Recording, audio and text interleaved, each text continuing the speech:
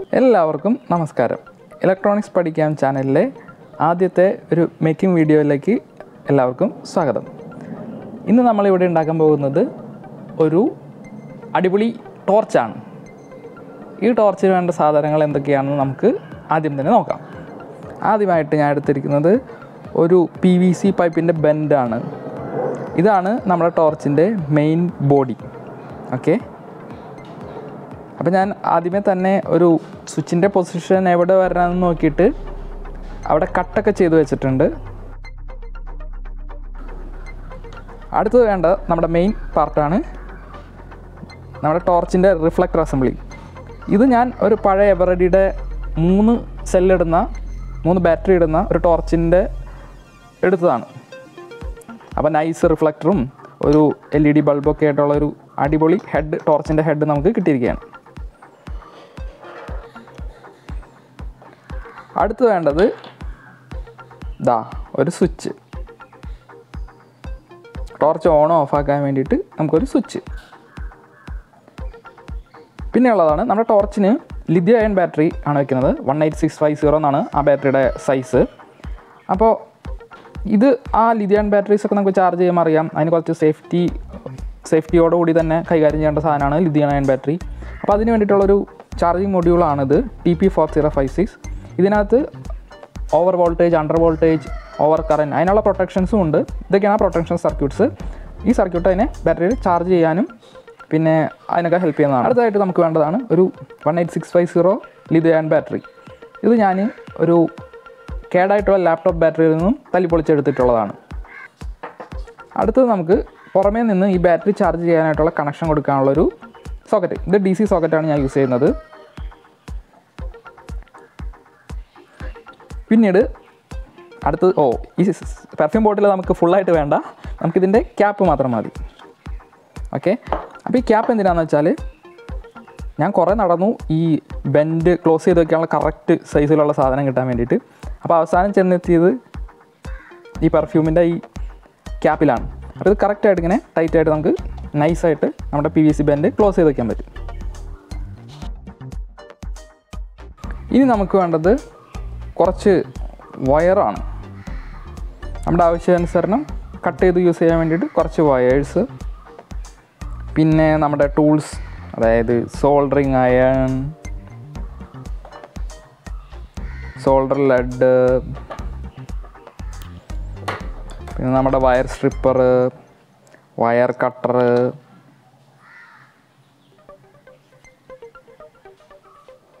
പിന്നീട് വേണ്ട insulation tape. ഇനി ഞാൻ കാണിക്കാൻ പോകുന്നത് ജസ്റ്റ് ഒരു ഫാനാണ്. അപ്പോൾ നിങ്ങൾക്ക് തോന്നും ടോർച്ച് ഉണ്ടാക്കുന്നിടത്ത് ഫാനിന് എന്ത് കാര്യമെന്ന്. ഓക്കെ, നമ്മൾ ഈ സോൾഡറൊക്കെ ചെയ്യണ സമയത്ത് ഉണ്ടാകുന്ന പുകയും സ്മോക്കും ഇതൊക്കെ നമ്മുടെ ഹെൽത്തിന് ഹാനികരമാണ്.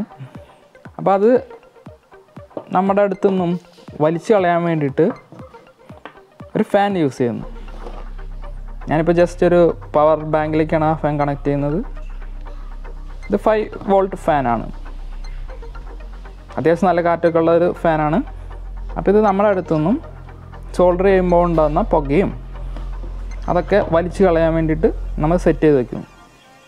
അടുത്ത് വേണ്ടത് ഒരു മൾട്ടിമീറ്ററാണ്. ജസ്റ്റ് നമുക്ക് നമ്മുടെ കണക്ഷൻസൊക്കെ കറക്റ്റ് ആണെന്ന് ചെക്ക് ചെയ്യാനും, കണ്ടിന്യൂറ്റി ചെക്ക് ചെയ്യാനും, പിന്നെ ബാറ്ററിയുടെ വോൾട്ടേജ് കറക്റ്റ് ആണോ എന്നൊക്കെ ഒന്ന് ചെക്ക് ചെയ്യാൻ വേണ്ടിയിട്ടാണ്. എൻ്റെ അടുത്ത് കുറച്ച് ലൂസ് വയേഴ്സ് ഉണ്ടായിരുന്നു കട്ട് ചെയ്തത്. അപ്പോൾ അത് ഞാൻ റീയൂസ് ചെയ്യാനാണ് പോകുന്നത്. നമ്മുടെ ആവശ്യാനുസരണം നമുക്കത് കട്ട് ചെയ്ത് യൂസ് ചെയ്യാം. കട്ട് ചെയ്ത് ഇൻസുലേഷൻ റിമൂവ് ചെയ്യാം.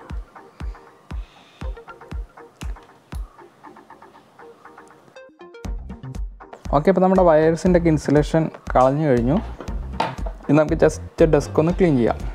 നമുക്കിനി മൾട്ടിമീറ്റർ വെച്ചിട്ട് നമ്മുടെ ബാറ്ററിയുടെ വോൾട്ടേജ് ജസ്റ്റ് ഒന്ന് ചെക്ക് ചെയ്യാം. മൾട്ടിമീറ്റർ ഓൺ ആക്കി 3.62 പെർഫെക്റ്റ്.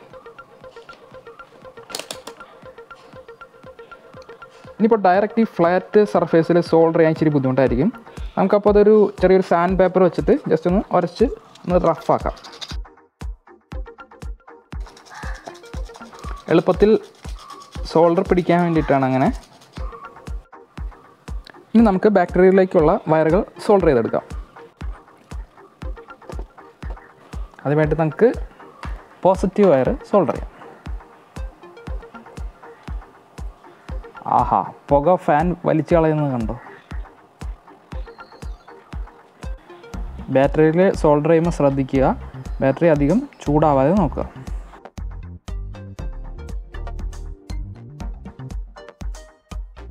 അപ്പോൾ ബാറ്ററിയുടെ രണ്ട് എൻഡിൽ നിന്ന് നമ്മൾ വയർ എടുത്തിരിക്കും. Positive negative, red wire positive, black wire negative. നമുക്കവിടെ മാറ്റി വയ്ക്കാം. ഇനി നമുക്ക് സ്വിച്ചിലേക്കുള്ള വയർ സോൾഡറിങ് എങ്ങനെയാണെന്ന് നോക്കാം. അപ്പോൾ നമ്മുടെ സ്വിച്ച് ഇതാ ഇവിടെ ഇങ്ങനെയാണ് നമ്മൾ അസംബിൾ ചെയ്യാൻ ഉദ്ദേശിക്കുന്നത്. അപ്പോൾ ഈ സ്വിച്ചിൽ നിന്നും ഒരു വയർ നമ്മുടെ ബൾബിലേക്കും അതേപോലെ തന്നെ സ്വിച്ചിൽ നിന്ന് മറ്റൊരു വയർ നമ്മുടെ charging module, lithium battery charging മൊഡ്യൂളിലേക്കും ആണ് പോകുന്നത്. അപ്പോൾ നമുക്ക് കറക്റ്റ് ലെങ്ത്ത് നോക്കിയിട്ട് രണ്ട് വയേഴ്സ് സോൾഡർ ചെയ്ത് നോക്കാം.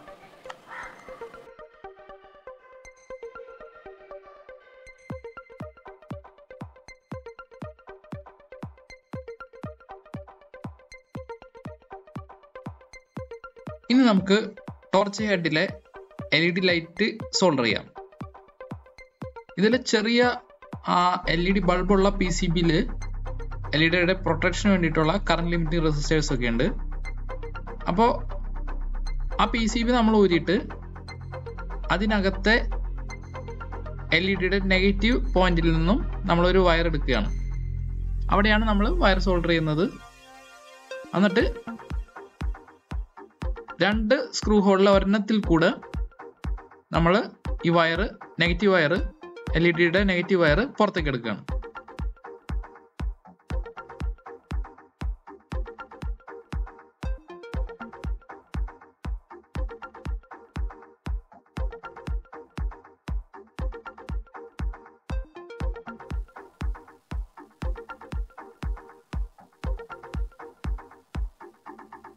അടുത്തതായി നമുക്ക് DC ജാക്ക് സോൾഡർ ചെയ്തെടുക്കാം. ഇവിടെയാണ് നമ്മൾ പോസിറ്റീവ് വയർ സോൾഡർ ചെയ്യുന്നത്, പോയിന്റിൽ നെഗറ്റീവ് വയറും.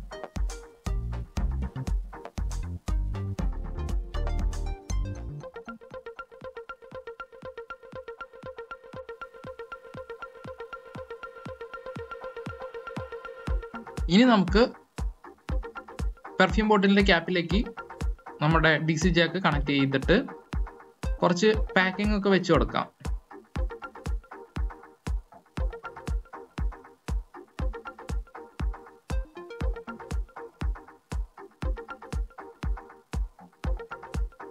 ഇതിനു മുകളിലാണ് നമ്മൾ ബാറ്ററി വെക്കുന്നത്.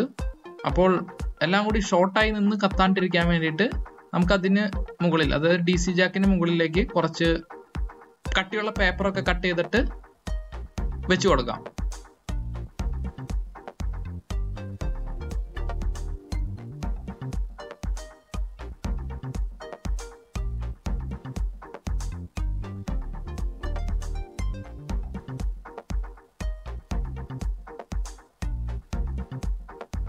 നല്ല കട്ടിയുള്ള കാർഡ്ബോർഡ് ഈ ക്യാപ്പിന്റെ ഷേപ്പിൽ വെട്ടിയിട്ട് അതിനുള്ളിലേക്ക് ഇൻസെർട്ട് ചെയ്ത് കൊടുക്കുന്നു.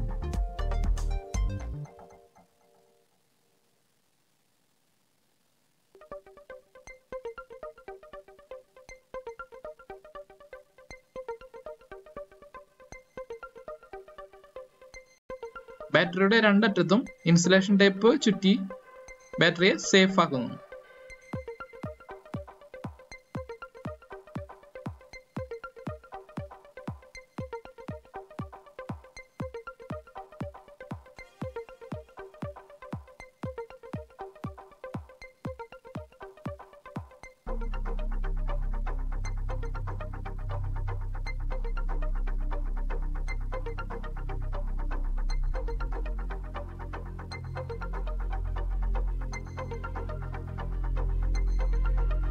ഈ ക്യാപ്പിനകത്ത് ബാറ്ററി വളരെ ലൂസ് ആയിട്ടിരിക്കുന്നതാണ്. ഇത് ഒഴിവാക്കാൻ നമ്മൾ സ്പോഞ്ചോ അല്ലെങ്കിൽ അങ്ങനത്തെ കട്ടിയുള്ള മെറ്റീരിയൽസോ ബാറ്ററിയുടെ ചുറ്റും ഉപയോഗിച്ച് ഈ ക്യാപ്പിനകത്തേക്ക് ഇൻസെർട്ട് ചെയ്ത് വെക്കുന്നു. അതാകുമ്പോൾ ബാറ്ററി അധികം ലൂസായിട്ട് അങ്ങോട്ടും ഇങ്ങോട്ടും ആടിക്കളിക്കില്ല.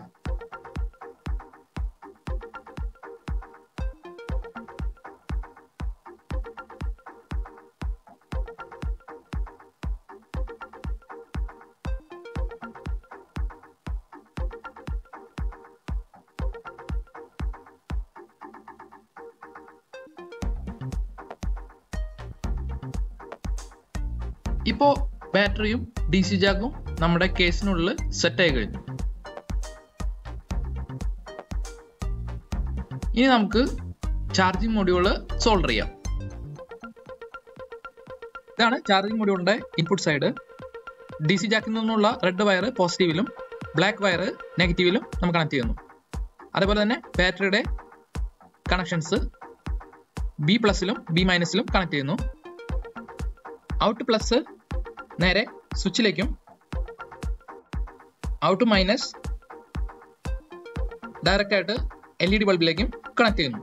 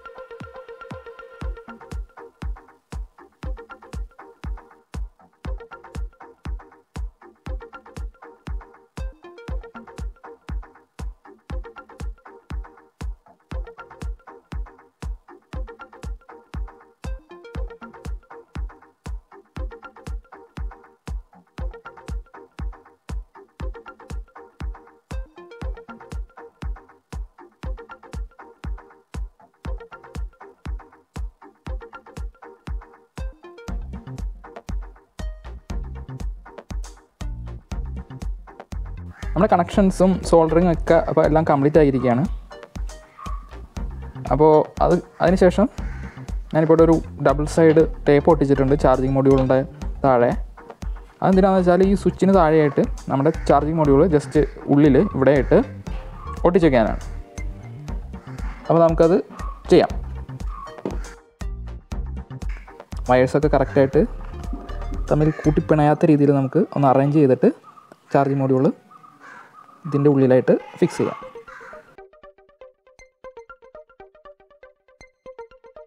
നമ്മൾ ഏകദേശം അവിടെയായിട്ട് ചാർജിങ് മൊഡ്യൂൾ നന്നായിട്ട് ഫിക്സ് ചെയ്ത് ഒട്ടിച്ച് വെച്ചേക്കാണ്. ഇതാ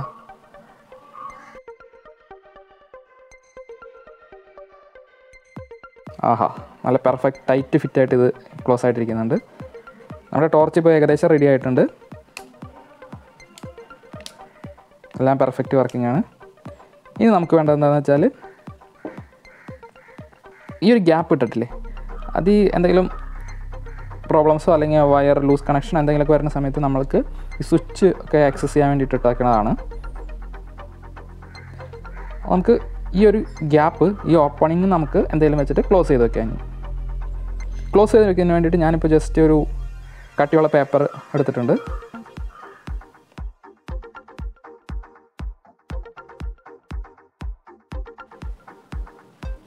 ഓക്കെ, ഞാനിവിടെ സാധനങ്ങളൊക്കെ നമ്മൾ പാക്ക് ചെയ്തിട്ട് ഒട്ടിക്കാൻ യൂസ് ചെയ്യുന്ന ടേപ്പ് ഉപയോഗിച്ചിട്ട് ജസ്റ്റ് ഈ വൃത്തിയോടെ അങ്ങോട്ട് മറക്കുകയാണ്.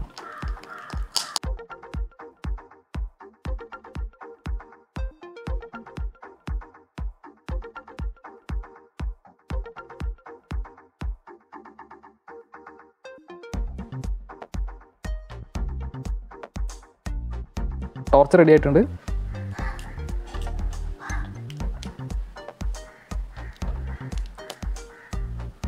നമ്മുടെ ഈ കറക്റ്റായിട്ട് ഹോൾഡ് ചെയ്യാനായിട്ട് നമുക്ക് ഈ PVC-യുടെ ബെൻഡ് നമ്മളെ ഹെൽപ്പ് ചെയ്യും.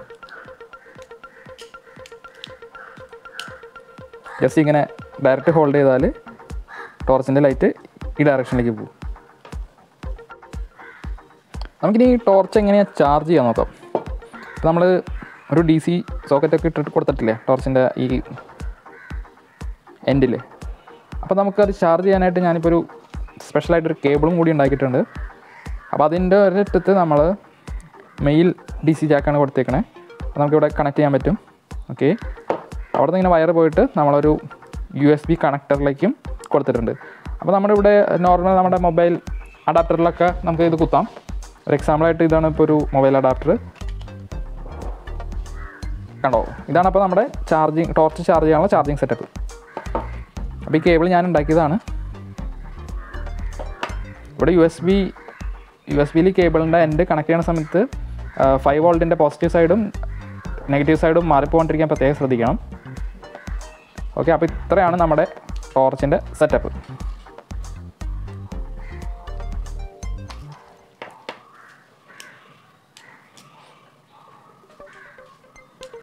എല്ലാവർക്കും ഈ ടോർച്ച് നിർമ്മിച്ച് ഇഷ്ടമായെങ്കിൽ ലൈക്ക് ചെയ്യുക, ഷെയർ ചെയ്യുക, പിന്നെ നമ്മുടെ ചാനൽ സബ്സ്ക്രൈബ് ചെയ്യുക. ഇതുപോലുള്ള കൂടുതൽ വീഡിയോയ്ക്ക് കാത്തിരിക്കുക. ബൈ.